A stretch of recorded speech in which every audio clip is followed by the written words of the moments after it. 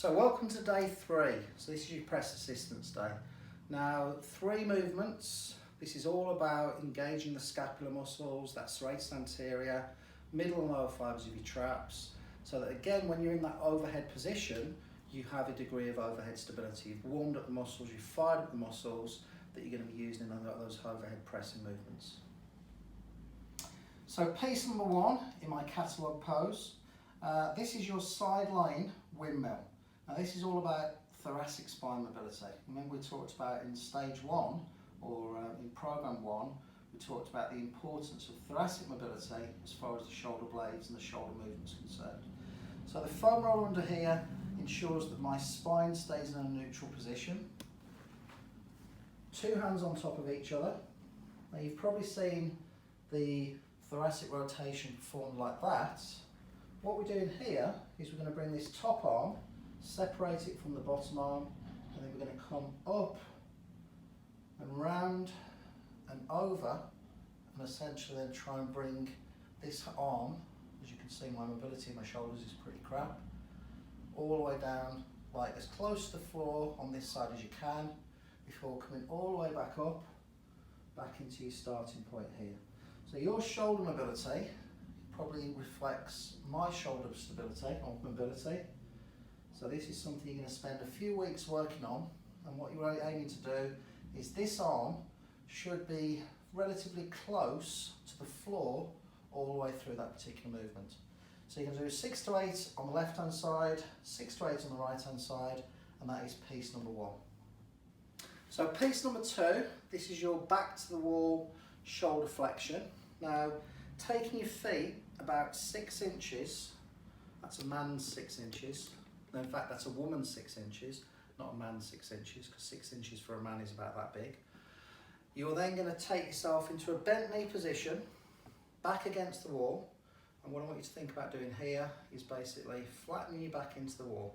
So creating that brace position, rib cage down, tummy tight, and that's your starting point.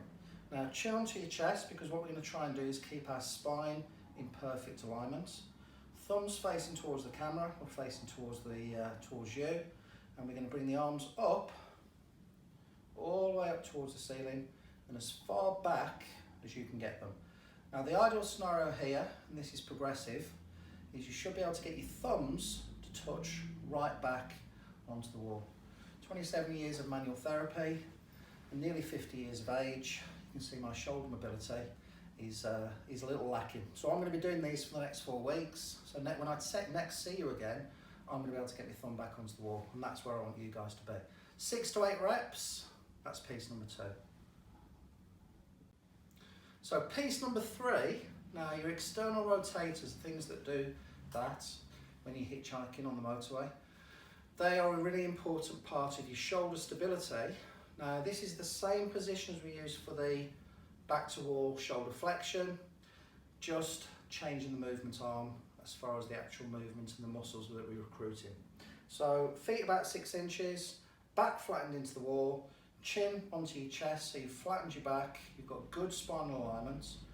Arm comes up now, we're looking to be about 3 or 4 inches away from the wall. What I don't want is your arm forced back into the wall, because if you look at your shoulder joint here, as I force that back, the shoulder starts to roll forwards. So I'm going to keep this hand, my left hand, on my right shoulder, so that I can feel that any migration of the humeral head forwards, which is what we don't want. And then what I'm going to do from there is take the arm back into external rotation so that the thumb touches the wall. Now these aren't arduous exercises in terms of the intensity, but what you'll find is as you're doing this, very quickly you start to feel a sense of fatigue.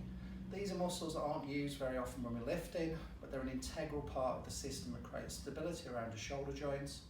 So you're going to do 6 to 8 reps on the right hand side, 6 to 8 reps on the left hand side, and that is piece number 3.